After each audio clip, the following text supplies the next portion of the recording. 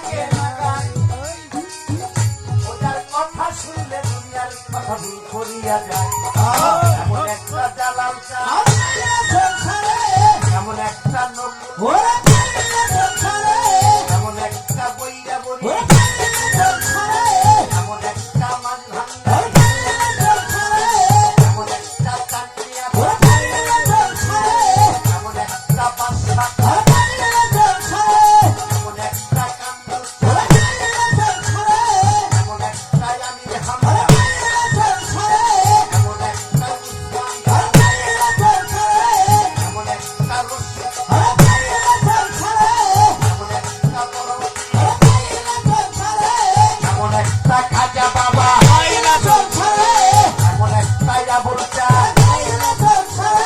এমন একটা চান্দিয়া জীবন জৈবন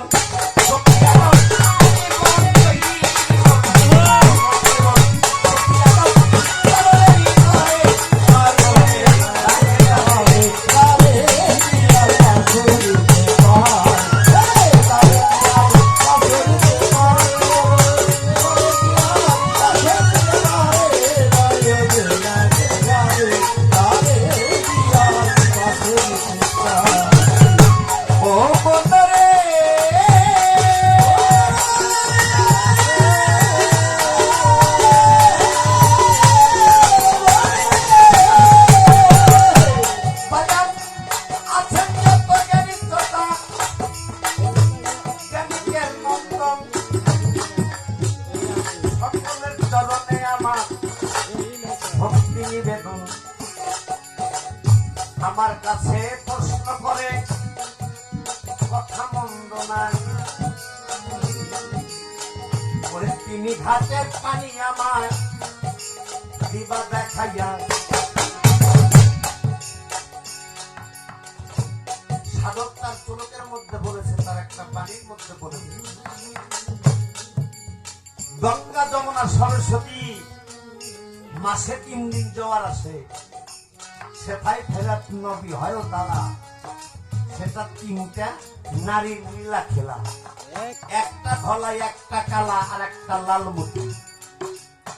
সেই লাল মতিতে গোসল করলে হয় গৌরঙ্গ বলতে সেই ভাবের আবার সাধক হাসানের একটা গানের মধ্যে আছে নিজের হাতে নিজ স্বরূপে বানাই আছে কাবা ঘর কাবাতে থাকে পরোয়া মুরিদ হইয়া যাওগা তুমি কামেল পীরের কাছে নামাজ আদায় করো যাই 1 লাখ জায়গা ওরে রুকুর আগে সেজদা দিয়া দেখো চাইয়া এই হাসান সুরুত্তার কাবাতে থাকে বলছে শুধু মুমিন কেউ যাইও না সেই না কাবা ঘরে সেজদা দিতে যাইয়া তোমার ছেড়ে খাইতে পারে ওই মুসলমানের সেজদা দিলে ওই কাবার গেট আপনি খুলে দেখবি সেদিন দূর দাঁড়ালে জিন্দা মানুষ বরাবর কাবাতে থাকে পরোয়া এটা স্টেটের কথা না আমার দাদা গুরু আব্দুল রশিদ সরকার যিনি যার কথা না বললেই নয় প্রত্যেকটা বাউল তার কথা তার গান তার বিষয় না বললে তার ভালোই লাগে তিনি বলেছে এই গান শুনতে আইসা আর গান গাইতে আইসা যদি গুরুর তবুলের কথা পাওয়া যাইতো তাহলে মানুষ ধরত না কামেল মুর্শিদের কাছে যাইতো না না বাবা যাইতো না কারণ হলো কি যারা নাইবে রাসূল তারা কামলিয়াত হাসিল করছে তারা এই দেহটাকে পরিশুদ্ধ করছে এই মানব দেহটা পরিশুদ্ধ করে সূক্ষ্ম একটা দেহের অধিকারী হয়েছে আর ওই দেহকে খাইতে গেলে একজন মানুষ আর একটা মানুষের কাছে বায়াত গ্রহণ করতে হবে বুঝতে হবে জানতে হবে কিছু কিছু ভক্ত আছে বাজারে আমাদের মানিকগঞ্জের বাউল রহমান তিনি বলেছে মুরিদ হইছ ভাবছ মনে গেছে রে আমদ বালাই তওবা করছো তরিক বুঝো নাই, যদিও ধৈর্য পীরের হাত বুঝো নাই, কেন হইতে হবে পায়া? তুমি আগেও যেমন পূর্বেও তেমন পীরের বাড়ি যাওয়ার আসার দরকার নাই। গুরু গেলে ভক্তের দরবারে কমে না ফাউকে চলে, শেষে আলাপ যাইবে রে, শেষে রাত জাগিয়া কষাই ধরে, শেষে খাই কষার দাওয়া। মরি দইত তরিক বুঝো নাই। আমি এখন দেখি বর্তমান সবাই এলো শুই না মুসলমান, কেউ করে নাই আত্মসমর্পণ। ভাবিয়া কয় বাউল রহমান মন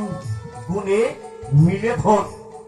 যে পর্যন্ত গুরুর সাথে মন না মিলবে সে পর্যন্ত ধন মিলবে না।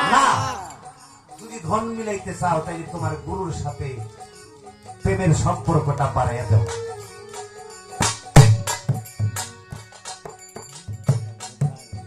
এই তিনটা সাগরের মধ্যে তিনটা ভাব আছে,